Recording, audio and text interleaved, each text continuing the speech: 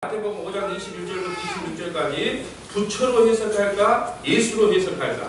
예, 참 제목 희한하죠. 부처로 해석할까 예수로 해석할까? 이것을 여러분 보세요. 왜 제가 이 말씀을 드렸냐 그러면 보세요. 오늘은 살인하지 말라 그래요.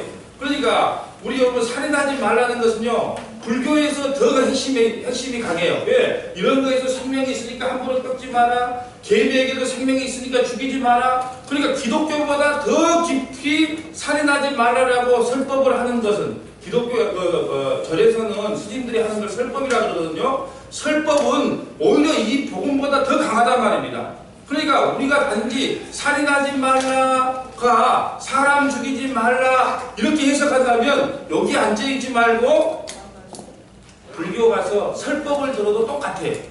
또 형제에 대해서 미련한 놈이라 이렇게 말하는 자는 지옥불에 들어간다. 이걸 자 형제 미워하지 마, 형제를 사랑해야 돼 이렇게 해석하면 여기 앉아있지 말고 불교에 가서 설법을 들어도 똑같은 설교를 해요. 또 예배 드리기 전에 형제하고 싸운 일이 있으면 가서 화합하고 나서 예배 드려요. 그렇지요. 형제하고 먼저 화해하고 나서 예배 드리는 게 더 중요해요. 이렇게 설교를 하면 똑같이 불교에서 설법을 듣나 목사님한테 설교를 듣나 똑같은 거예요. 그러니까 부처로 해석하든 예수로 해석하든 만약에 설교를 하든 설법을 하든 그 안에 예수가 없으면 그건 똑같은 메시지라는 거예요. 그럼 뭐라고 여기 앉아있겠냐는 거죠. 그러니까 어떤 사람들은 그래요. 아이 기독교나 불교나 힌두교나 다 똑같더라. 착하게 살고 선하게 살면 복 받는다 그러더라. 그러니까 똑같더라. 이렇게 해석을 하는 거예요. 왜? 이 성경을 예수로 풀지 못하기 때문에 기독교나 불교나 똑같다는 엉뚱한 이야기를 하는 겁니다. 그럼 보세요. 오늘 21절에 보면 옛사람의 살인하지 말라. 살인하면 심판을 받게 된다. 그래요. 그러면 보세요. 살인하지 말라 그랬어요. 그러면 이 살인하지 말라는 율법의 몇 번째 계명이죠? 예. 몇 번째? 6번째 6계명이 살인하지 말아요. 그런데 보세요. 잘 보세요. 성경은 문맥을 따라 읽어야 돼요. 우리가 마태복음 5장 17절에 뭐라 그랬어요? 내가 율법이나 선지자를 폐하러 온 줄 생각하지 말고 온전케 하기 구하다. 완전케 하기 위했다. 그걸 공부했어요. 예수님께서는 우리의 모든 율법의 저주와 심판을 십자가에서 안고 죽으셨단 말입니다. 오늘이 종료주일이에요. 종료주일이 뭐냐 하면 예루살렘에 이제 입성하는 겁니다. 왜 입성을 하냐? 우리 성도들의 창세전에 택한 성도들의 모든 죄를 안고 십자가에 죽기 위해 올라가셨단 말입니다. 그래서 오늘 율법을 완성시켰다 해놓고 다시 율법의 10계명의 6번째 계명을 다시 이야기하면 말이 좀 앞뒤가 안 맞잖아요. 그렇잖아요. 나는 율법을 완성해서 왔어. 너희의 모든 율법의 저주를 내가 십자가에서 안고 죽을 거야. 그래놓고 이것을 10계명의 6번째 계명인 살인하지 말라라고 밑에다가 적어놨다면 그것이 단순히 너희들 사람 죽이지 마 그런 제목이었다면 요 밑에다가 적어놓으면 안 되죠. 완성했다 그래놓고 다시 율법을 이야기하면 안 된다는 거예요. 그러면 도대체 요 살인하지 말라 이게 무슨 뜻일까? 우리가 이 세상에서 말하는 불교에서 말하는 것처럼 모든 생물에는 다 생명체가 있으니까 절대 죽이지 마. 대부분 그렇게 설교하잖아요.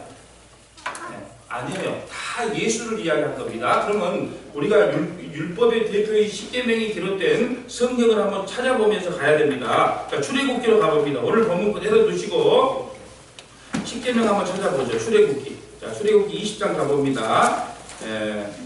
참으로 설교를 그냥 살인하지 마세요, 사랑하세요 그렇게 끝내면 좋은데 전혀 그런 메시지가 아니라는 거죠. 출애굽기 20장 1절 가봅니다. 자, 요 10계명 살인하지 말라고 6계명이 나오는 그 10계명을 한번 가보겠어요. 출애굽기 20장 다 찾았으면 아멘. 출애굽기 20장 가보세요. 하나님이 이 모든 말씀을 말씀하여 이르시되 너는 너를 애굽 땅 종되었던 집에서 인도하여 낸 내 하나님 여호와니라. 자, 1계명 나옵니다. 너는 나 외에 다른 신들을 내게 두지 말라. 그러면서 1계명을 이야기하면 다 설명이 들어가요. 너를 위하여 새긴 우상을 만들지 말고 또 위로 하늘에 있는 것이나 아래로 땅에 있는 것이나 땅 아래 물속에 있는 것이 어떤 형상이도 만들지 말라. 그것들에게 절하지 말며 그것들을 섬기지 말며 내 하나님 여호와는 질투하는 하나님인즉 나를 미워하는 자의 죄를 갚되 아버지로부터 아들까지 3, 4대까지 이르러니와 나를 사랑하고 내 계명을 지키는 자에게는 천대까지 은혜를 베푸느니라. 너는 내 하나님 여호와 이름을 망령되게 부르지 말라. 여호와는 그 이름을 망령되게 부른 자를 죄 없다 하지 아니하리라. 8절에는 4계명이죠. 안식일을 기억하라. 거룩하여 지키라. 4계명. 5계명 볼까요? 9절 봅니다. 엿새 동안 힘써 내 모든 일을 행하였으나 10절 일곱째 날은 내 하나님 여호와의 안식일인즉 너나 내 아들이나 내 딸이나 내 남종이나 내 여종이나 내 가축이나 내 문 안에 머무는 객이라도 아무 일도 하지 말라. 이는 엿새 동안에 내 여호와 하늘과 땅과 바다와 그 가운데 모든 것을 만들고 일곱째 날에 쉬었습니다. 그러므로 나 여호와가 안식일을 복되게 하여 그날을 거룩하게 하였느니라. 12절 5계명이죠. 내 부모를 공경하라. 그리하면 내 하나님 여호와가 내게 준 땅에서 내 생명이 길리라. 여러분 잘 보세요. 1계명부터 5계명까지는 다 설명이 있어요. 네, 다 설명이 있죠. 그런데 6계명부터 오늘 본문에 산상수훈에 나오는 살인하지 말라. 그 6계명부터는 설명이 없는 거예요. 6계명 봅니다. 13절 봅니다. 살인하지 말라 6계명이에요. 간음하지 말라 몇 계명이에요? 7계명. 도둑질하지 말라 몇 계명? 8계명. 16절에 내 이름에 거짓 증거하지 말라 몇 계명? 9번째. 17절 10계명 중에 10번째. 내 이웃의 집을 탐내지 말라. 내 이웃의 아내나 그의 남종이나 그의 여종이나 그의 소나 그의 낙이나 무릇 내 아내의 소유를 탐내지 말라. 그러니까 여러분 잘 보세요. 잘 보세요. 이걸 여러분 아셔야 돼요. 왜 1계명부터 5계명까지 다 설명을 해놨어요? 누가요? 하나님이 그 계명에 대해 설명을 해놨는데 6계명부터는 설명이 없어요. 그죠? 살인하지 말라, 간음하지 말라, 도둑질하지 말라. 왜 이랬을까요? 여러분 보세요. 우리는 이렇게 설명을 했어요. 예전에 1계명부터 4계명까지는 하나님에 대한 이야기고 5계명부터 10계명까지는 이웃사랑에 대한 이야기다. 1계명부터 4계명까지는 하나님의 사랑, 5계명부터 10계명까지는 이웃사랑이다. 이렇게 많이 배웠죠. 잘못된 겁니다. 다시 설명합니다. 1계명부터 5계명까지가 하나님에 대한 사랑이에요. 왜 그러냐? 내 부모를 공경하라 했을 때 우리는 5월 8일날 이렇게 설교를 하죠. 내 부모를 공경하면 땅에서 잘되고 장수합니다. 그러니까 부모에게 효도하세요. 이런 설교를 하는데 여기서 말하는 내 부모를 공경하라는 것은요. 살아있는 육신의 부모를 이야기하는 게 아니에요. 자, 아담에게 하나님께서 그랬어요. 너는 부모를 떠나 하와와 한 몸이 될 거라 그랬어요. 아담의 부모가 누구예요? 하나님이잖아요. 그러니까 내 부모를 공경을 하는 것은 누구를 공경하라는 거예요? 하나님을 공경하라. 그러면 네가 영원한 생명을 얻을 것이다. 이게 장수라는 겁니다. 그런데 우리는 이걸 해석을 못하니까 5월 8일날 되면은 어버이 주일이 되면은 예, 부모에게 잘하세요. 그러면서 부모에게 잘해가지고 잘된 사람 하나를 샘플로 예화를 그려줘요. 그러면 부모에게 잘해야 되겠다 이러는 거예요. 잘 들으세요. 1계명부터 5계명까지는 하나님의 사랑, 6계명부터 10계명까지는요 예수님, 이웃에 대한 사랑이에요. 그렇다면 보세요. 여기서 중요한 건 뭐예요? 하나님 사랑과 이웃 사랑이 율법의 완성이라고 그랬어요. 자, 성경 한번 찾아볼게요. 마태복음 22장 36절로 가봅니다. 어제 밤새 새벽 내내 이런 생각을 했어요. 이걸 어떻게 쉽게 설명을 해야 되나. 그런데 아무리 생각해도 쉽게 설명이 안 되는 거예요. 자, 마태복음 자, 22장 36절 가보세요. 자, 마태복음 22장 36절. 자, 마태복음 22장 36절 가보세요. 자, 마태복음 22장 36절 보세요. 자, 36절부터 제가 읽을게요. 선생님, 율법 중에서 어느 계명이 크니까? 예수께서 이르시되 내 마음을 다하고 목숨을 다하고 뜻을 다하여 주 너희 하나님을 사랑하라 하셨으니 이것이 크고 첫째 되는 계명이요. 예, 그럼 7계명부터 5계명까지 하나님을 사랑하는 거 이게 크고 첫째 되는 계명이요. 둘째도 그와 같으니, 그러니까 그와 같다는 것은요 첫째하고 둘째하고 같다는 거예요. 예, 하나님 사랑과 이웃 사랑이 같다라는 겁니다. 그와 같다는 거예요. 그와 같으니 내 이웃을 내 자신과 같이 사랑하라 하셨으니 이 두 계명은 온 율법과 선지자의 강령이다. 그러니까 10계명을 한마디로 줄이면 하나님 사랑과 이웃 사랑이에요. 그러면 우리는 이렇게 생각하는 거예요. 그래, 하나님을 사랑하고 이웃을 사랑해야지. 그러니까 이웃에게 어려운 사람도 도와주고 힘든 사람도 도와주고 내 옆에 이웃을 잘 돌봐야지. 이렇게 이웃 사랑을 이렇게 정리를 내려요. 여러분, 우리의 이웃이 누굴까요? 가난한 옆에 사는 사람일까요? 가난한 친척일까요? 이웃이 누굴까요? 성경에 답이 다 나와 있어요. 한번 볼까요? 누가복음 10장 25절에 보면 답이 나와요. 이웃사랑의 그 이웃이 누군가? 누가복음 10장 25절로 가봅니다. 누가복음 10장 25절 가보세요. 내가 이웃을 가르쳐 드릴게요. 누가복음 10장 25절 봅니다. 자, 전혀 말씀을 이제 진짜 알기 힘든 말일 거예요. 누가복음 10장 자 25절 가봅시다. 누가복음 10장 25절. 예, 사마리아 선한 사마리아인이 있어요. 누가복음 10장 25절 다 찾으셨죠? 어떤 율법 교사가 일어나 예수를 시험하여 이르되 선생님 내가 무엇을 하여야 영생을 얻겠습니까? 예수께서 이르시되 율법에 무엇이라 기록되었으며 내가 어떻게 읽었느냐? 대답하여 이르되 내 마음을 다하여 목숨을 다하여 힘을 다하여 뜻을 다하여 주 너희 하나님을 사랑하고 또한 내 이웃을 내 자신과 같이 사랑하라. 내 이웃을 내 자신과 같이 사랑하다 하면서 예수님에게 어떤 예화를 하나 드려주는 거예요. 예화를 하나 드리는데 어떤 예화를 드려주냐? 28절 봅니다. 예수께서 이르시되 내 대답이 옳도다. 이를 행하라. 그러면 살리라. 이웃을 사랑하면 살리라는 거예요. 근데 이웃이 누군가를 설명해 주는 거예요. 29절 그 사람이 자기를 옳게 보이려고 예수께 여쭤보되 그러면 내 이웃이 누굽니까? 이웃 사랑을 하라는데 내가 이웃 사랑하고 싶은데 그 이웃이 누굽니까? 이렇게 물어보는 거예요. 그러니까 예수님께서 예화를 드려주는데 예수께서 대답하여 이르시되 어떤 사람이 예루살렘에서 여리고를 내려가다가 강도를 만나매 강도들이 그 옷을 벗기고 때려 그의 죽은 것을 버리고 갔더라. 예, 여리고를 내려가다가 어떤 사람이 강도를 만났어요. 여러분 그러면서 옷을 다 벗기고 그만 죽게 되었어요. 거의 죽은 사람과 같았어요. 그때 31절에 보면 마치 한 제사장이 그 길로 내려가다가 그를 보고 피하고 지나가고 이와 같이 레위인도 그곳을 이르러 그를 보고 피하여 지나갔다. 여러분 율법을 잘 지켰던 제사장 레위인도 그 강도 만난 자를 피해가는 거예요. 근데 33절 봅니다. 어떤 사마리아 사람은 여행하는 중 거기 이르러 그를 보고 불쌍히 여겨. 여러분 사마리아 사람들은 어떤 사람이냐면요, 아수르의 포로로 잡혀가서 그들과 혼합 민족이 되었어요. 그러니까 지금 제사장과 율법사들 유대인들은 그들을요 개 돼지처럼 취급했어요. 혼합 민족이라고. 그러니까 사마리아 사람이 어떤 사람이야? 멸시천대 조롱받는 사람의 대표가 사마리아 사람이에요. 그러니까 절대로 사마리아 사람들이 도움을 안 받아요. 이 사람들. 근데 어떻게 해서 도움을 받겠어요? 그만 죽게 되었어요. 그러니까 누가 죽어가지고 넓적 엎드려 있기 때문에 그런 상태가 아니면 사마리아 사람에게 도움을 받을 수가 없단 말입니다. 그런데 이 강도 받는 자가요 완전히 엎어져서 거의 죽게 된 사람이에요. 그럴 때 사마리아 사람이 그를 불쌍히 여겨서 회복을 시켜주는 거예요. 34절 봅니다.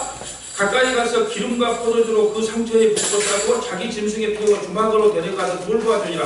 그 이쁜 날 그가 주막 주인에게 대단히 물을 내어주며 이르되 이 사람을 돌봐주라. 비용이 더 들면 내가 돌아올 때 갚으리라. 내 생각에는 이 세 사람 중에 누가 강도 만난 자의 이웃이 되겠느냐? 누가 이웃이냐? 이렇게 물어보는 거예요. 그러니까 어떻게 대답하냐? 이르되 자비를 베푸는 자이다. 자존심이 있어가지고 사마리아 사람 그렇게 말하고 자비를 베푸는 사람이다. 예수께서 있을 때 가서 너도 이와 같이 하라. 그렇게 자비를 베푸는 사람이 누구예요? 사마리아 사람. 그럼 이 땅에 멸시천대 조롱받고 오신 분이 누구예요? 예수잖아요. 그러니까 여러분 어떻게 돼야 되겠어요? 하나님 사랑을 1계명부터 5계명까지 하나님이 설명하는 거고 산상수훈 5장, 6장, 7장에서 예수님의 사랑, 이웃 사랑에 대해서 예수님이 풀어 설명하는 건데 이 이웃 사랑, 이 이웃이 바로 누구다? 예수다. 이걸 설명하는 거예요. 그러니까 하나님 사랑, 이웃 사랑은요 같은 말이에요. 이와 같으니 너희가 하나님을 사랑하고 예수님을 사랑해야 구원받는다 그런 뜻이에요. 그런데 우리는 이걸 성경을 문자적으로 읽으니까 이렇게 하죠. 그래 가난한 이웃을 도와줘야 돼. 여러분 그런 이야기는요 불교 설법에서도 많이 한다니까요. 이건 다 예수님 이야기예요. 그런데 예수님은 풀지 못하니까 제가 여러분에게 설교할 때 이러는 거예요. 여러분 예화를 하나 들어가지고요. 여러분들 어떤 사람이 참 불쌍하게 살고 힘들게 살았는데 예수 믿는 김집사가 너무 불쌍해서 도와줬어요. 그러니까 그 김집사님을 하나님께서 기뻐 받으시고 사업에 복을 내려줬어요. 그러니까 여러분 세상에 나가서 선한 일을 하세요. 이렇게 말하면요 여러분도 은혜 받고 저도 은혜 받아요. 여러분 불교에서 설법을 할 때도요 회개가 일어납니다. 불교에서 설법을 할 때도 병이 고쳐지는 거예요. 불교에도 설법할 때도요 감동을 받아요. 눈물을 흘립니다. 그런 거 교회에서 그런 거 하라고 교회 세워준 게 아니거든요. 예수를 풀어서 설명하라고 교회를 세워놨는데 아무도 예수로 풀지를 못하니까 윤리도덕으로 살인하지 마세요. 형제하고 화합하세요. 싸우지 마세요. 이렇게 설교를 하는 거예요. 근데 다 은혜 받아요. 그 안에 예수가 없는데도 은혜 받아요. 예수가 빠지면요 다 지옥 갑니다. 예수 안에만 영생이 있어요. 근데 그걸 예수로 풀어내지 못한다는 거죠. 그러면 여러분 보세요. 오늘 봐보세요. 살인하지 말라는 뜻은 뭘까요? 아까 율법을 완성했다 그랬어요. 나는 이제는 구약의 모든 율법을 다 완성했어. 그렇게 살인하지 마. 이런 원뜻은 뭐냐? 이제 내가 왔으니까 십자가에서 너희의 모든 저주와 죄를 다 안고 죽었으니까 이제 구약에서 양 잡고 소 잡고 반복해서 잡을 필요 없어. 그러니까 구약에서는 양을 잡고 소를 잡아서 제사를 드려야 되는데 이제는 양 잡고 소 잡을 필요가 없어. 왜? 내가 십자가에서 너희의 모든 저주를 안고 죽었기 때문에. 그래서 내가 율법에서 너희를 완전히 해방시켜 줄 거야. 이것이 살인하지 말라는 뜻이에요. 히브리서 9장 10절로 가보면 히브리서 9장 10절. 성경을 좀 찾기 어려워도 성경 아니면 답이 안 나오니까 9장 10절 가보세요. 아까 제가 말한 것을 딱 이제 요약을 해주는 겁니다. 이게 살인하지 말라는 뜻이에요. 히브리서 9장 10절 가봅니다. 자, 히브리서 9장 10절. 자, 히브리서 9장 10절 가봅니다. 예, 다 찾았으면 아멘. 히브리서 9장 10절 가보세요. 이런 것은 먹고 마시는 것과 여러 가지 씻는 것과 함께 육체의 예법뿐이요 개혁할 때까지 맡겨둔 것이다. 양을 잡고 소 잡을 때는 개혁할 때까지 맡겨둔다는 것은요 구약의 모든 양을 잡고 소를 잡은 것은 예수님이 십자가에서 죽기 전까지 맡겨두신 것이다. 그리스도께서는 장래 좋은 일에 대제사장으로 오사 손으로 짓지 아니한 것 곧 창조에 속하지 아니한 더 크고 온전한 장막으로 말하면 더 크고 온전한 장막이 뭘까요? 십자가예요. 더 크고 온전한 장막이 뭐라고요? 십자가로 완성했다. 12절 봅니다. 염소와 송아지의 피로 하지 아니하고 오직 자기 피로 영원한 속죄를 이루사 단번에 성소에 들어가게 하셨으니 옛날에는요 우리가 죄용서를 받기 위해서는 구약시대 때는 염소 잡고 송아지 잡고 양을 잡아서 하나님 앞에 드려야 죄용서를 받았는데 예수 그리스도께서 이제 십자가에서 온전히 완성을 했어요. 오늘이 종려주기예요. 죽으려고 예루살렘에 올라가는 거예요. 그러니까 이제는 더 이상 양 잡고 소 잡을 필요 있어요? 없어요? 없어요. 이것을 살인하지 말라는 거예요. 반복적인 제사 드릴 필요 없어. 이제 양 잡고 소 잡을 필요 없어. 왜? 내가 완성했으니까.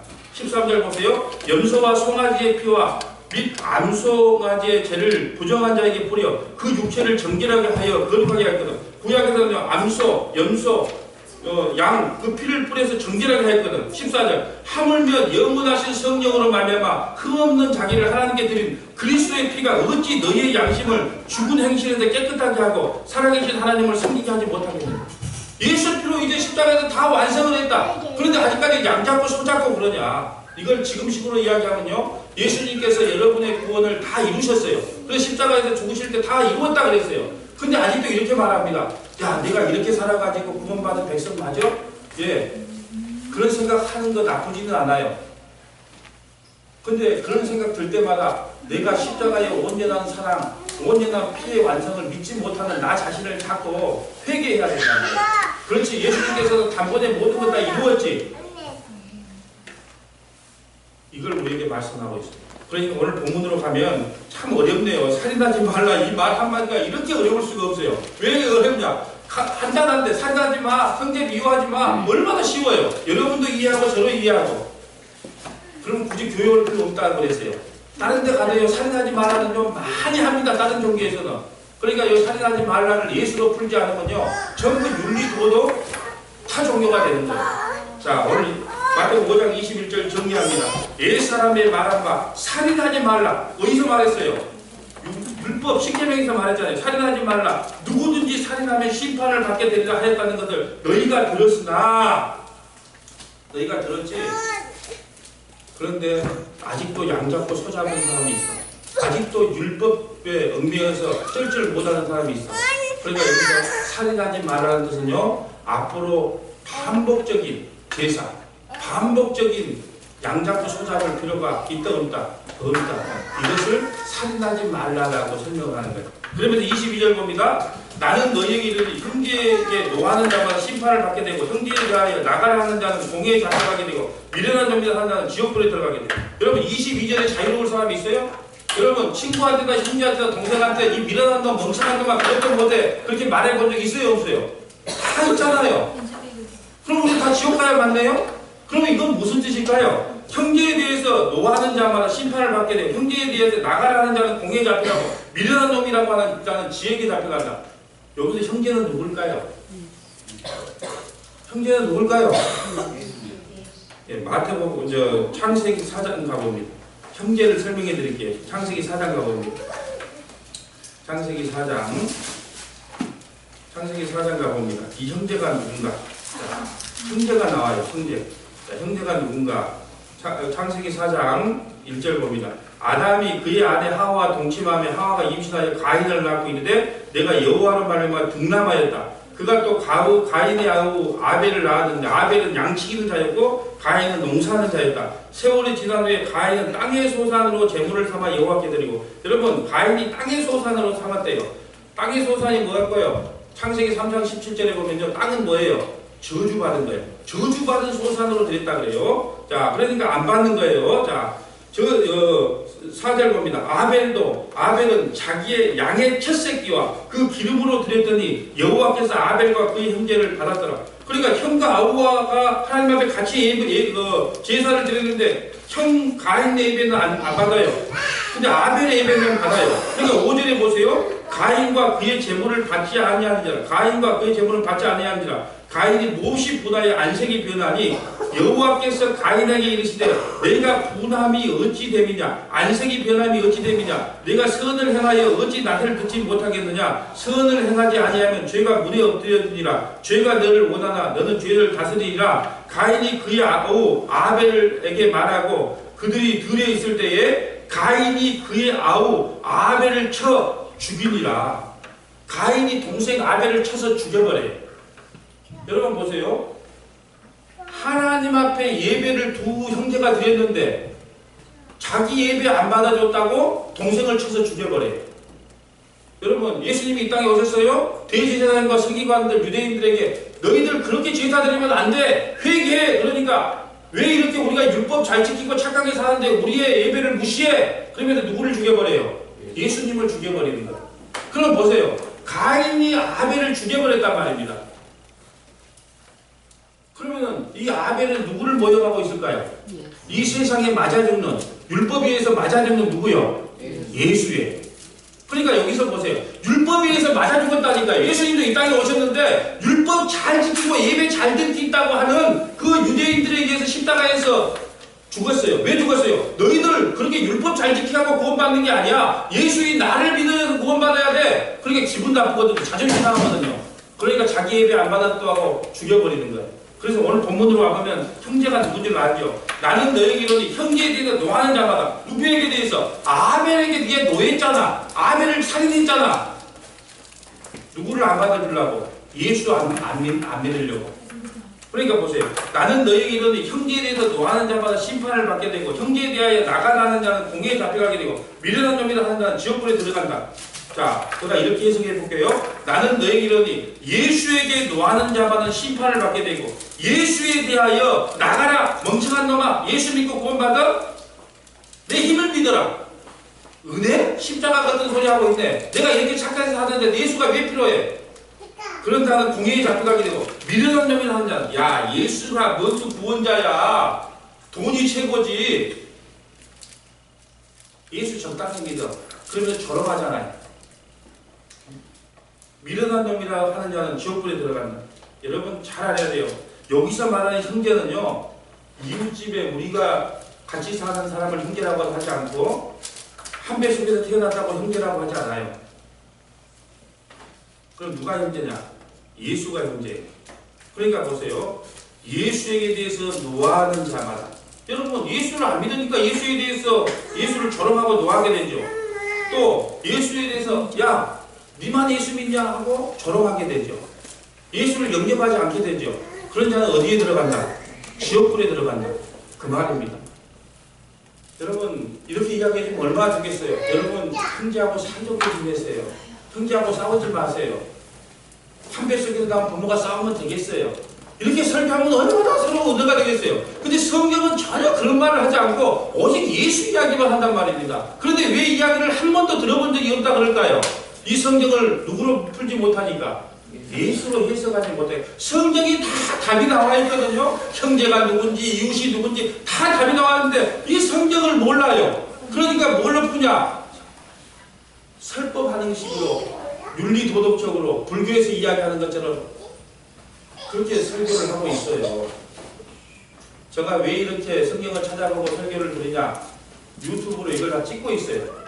그렇기 때문에 지금은 이해가 안 되더라도 누군가가 저 설교를 듣고 우리가 성경을 잘못 해석했구나. 살인하지 말라는 것은 너를 칼로 죽이는 걸 말했구나. 또 형제에 대해서 노하는 자는 그래도 형제에게 살려를 주어야 말이구나. 그렇게 해석을 했는데 그 뜻이 아니구나.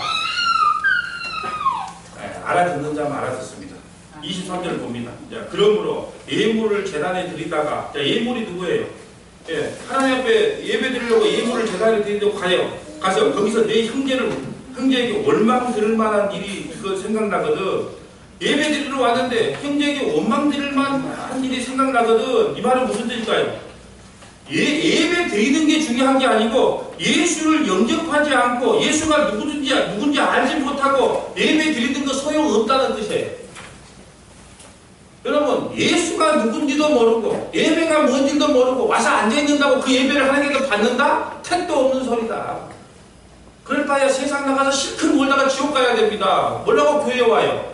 그럼 그 말입니다. 예물을 제단에 드리다가 그래서 내 형제에게 원망 들을 만한 일이 생각나거든. 이 말은 야, 형제하고 싸운 일이 있으면 빨리 가서 화합하고 나서 와서 예배 드려. 그래야 하나님께서 예배 받아. 그런 뜻이 아니고 너희가 예수가 누군 줄도 모르고 예배가 뭔 줄도 모르고 여기 앉아있어 봤자 하나님께서 너희 그 예배 받지 않아. 그런 뜻이에요. 여러분 예수님이 누군지 아십니까? 네? 여러분 선거철만 되면요 어디 국회의원 선거 출마한다고 이 교회 저 교회 큰 교회 가서 붙어서 예배 드리면서 앉아있으면 하나님께서 아이고 기쁘다. 그래도 이 바쁜 나중에 예배에 앉아있는 거 내가 받을게 그럴까요? 형제하고 화합하고 와. 형제하고 화해하고 와. 이 말은 예수 영접하지 않고 예수 모르고 아무리 그 자리에 앉아있어 봤자 소용없는 것이요. 이 말이 24절 봅니다. 예물을 제단 앞에 두고 가서 형제와 화목하고 그에 와서 예물을 드리라. 무슨 말일까요? 형제와 화목하고 예물을 드리라는 것. 예수 믿고 나서 예배를 드리라는 것. 예수가 누구인지 모르고 예배 드려봤자 소용없다. 그래서 여러분 열심히 없어 망하는 게 아니고요. 요즘에 한국교회의 특징은 새벽 예배, 수요 예배, 주일 예배 열심히 없어 망하는 게 아니고요. 하나님을 바르게 하는 지식이 없어 망해. 그래서 여호와를 알자, 힘써 여호와를 알자 그러는 거예요. 열심을 부리자고 말한 적이 없어요. 여호와를 알자, 힘써 여호와를 알자고 성경에 말했지 하나님을 위해 부지런 떨자 그렇게 말한 적이 없단 말입니다. 아무리 수많은 예배를 드리면 뭐합니까? 예수님이 누군지도 모르고 성경이 뭔지도 배워본 적도 없고 들어본 적도 없다면 그게 무슨 소용이 있겠는가? 그래서 여러분 그거예요. 우리를 죄와 사망에서 건져주신 그 형제인 예수를 제대로 알고 그 예수가 누구인 줄 알고 화합하고 와서 예배를 드리라는 거예요. 그래야 그 예배를 받는 겁니다. 여러분 예배는요 우리 안에 있는 예수를 하나님께 드리는 거예요. 그러니까 예수를 영접하지 않고 내게 성령이 없는 자는요 예배를 드려봤자 그 예배 안 받는다니까요. 하나님은 예수로만 영광을 받아요. 내 안에 있는 예수로 예배를 받는단 말입니다. 그래서 헌금도 예수입니다. 뭘까요? 먼저 나에 대신 죽은 10의 1을 내 먼저 죽으신 그 예수를 내 안에서 가져다 드리는 것이 헌금이에요. 이 헌금이 뭐냐? 예수예요. 우리의 신앙 고백인 겁니다. 예배가 뭐냐? 내 안에 있는 예수를 드리는 거예요. 근데 우리 안에 예수가 없어요. 그렇다면 아무리 이 자리에 와서 앉아있어도 아무리 선교가 2만 명, 3만 명 모이고 밴드가 있고 아무리 멋있는 찬양이 있어도 그 안에 예수로 해석되지 않으면 아무런 소용이 없다.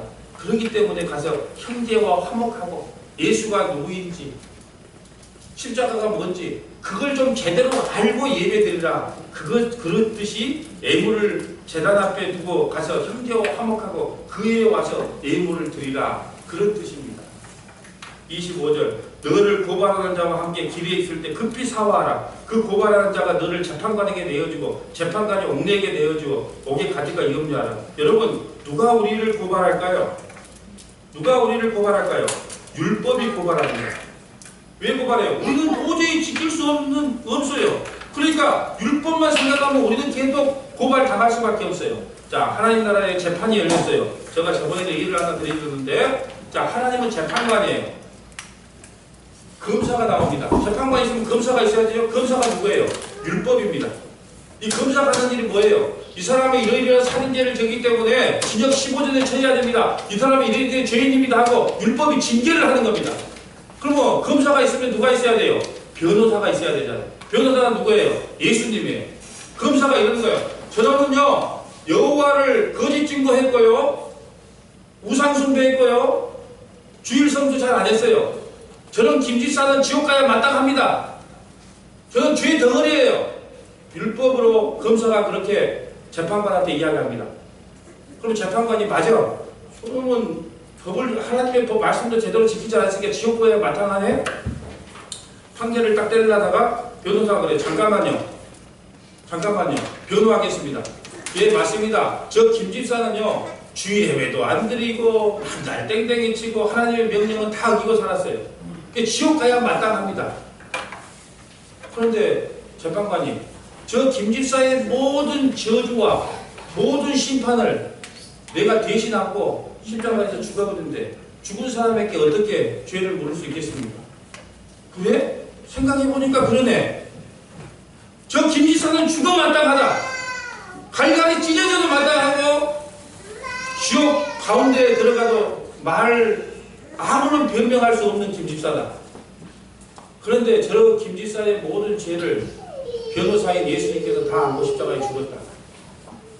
그리고 부활했다. 부활했다는 것은요, 그 죄 문제를 다 해결시켰다는 말이거든요. 그래서 재판관이 뭐라 그래요?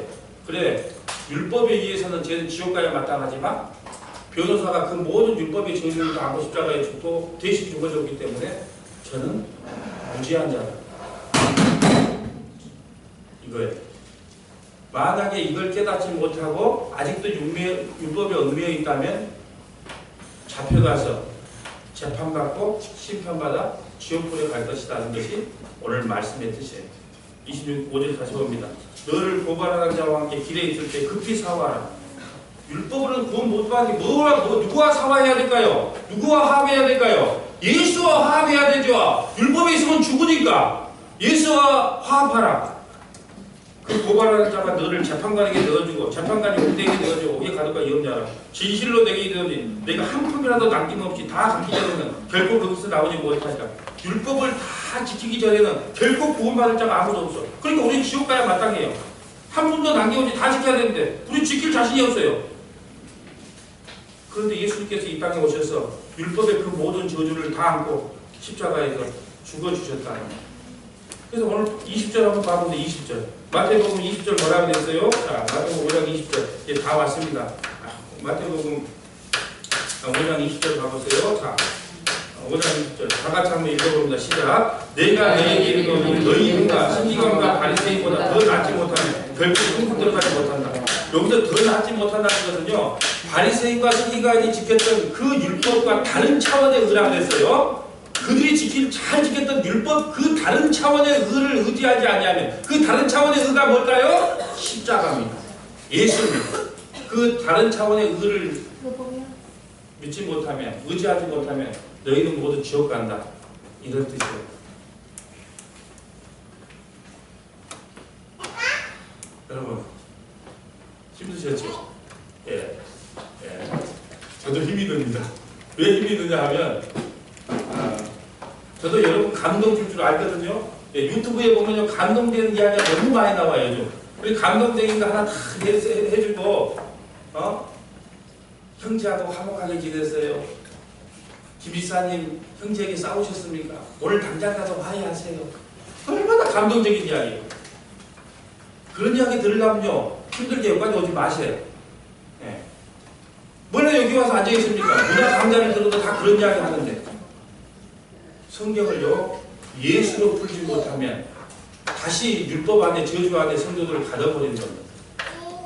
그러니까 안타깝다는 이야기를 하는 겁니다. 오늘 말씀을 통해서 네 가지만 여러분 기억하십시다. 자, 또 주무신 분도 괜찮아요. 첫째, 살인하지 말라는 뜻은 살인하지 말라는 뜻은 반복적이며 습관적인 예배를 드리지 말라는 뜻이다. 살인하지 말라는 뜻은 반복적이며 습관적인 예배를 드리지 말라는 뜻이다. 예. 습관적으로 주일날 가면 예배 나오고 예수도 누군지 모르면서 왔다 갔다 해봤자 안 받는다는 거예요. 반복적이며 습관적인 예배를 드리지 말라. 두 번째, 형제란 우리의 모든 죄와 저주를 안고 죽으신 예수를 말한다. 형제가 누구냐? 형제란 우리의 모든 죄와 저주를 안고 죽으신 예수를 말한다. 예수 믿는 것은 형제와 화합하는 것이다.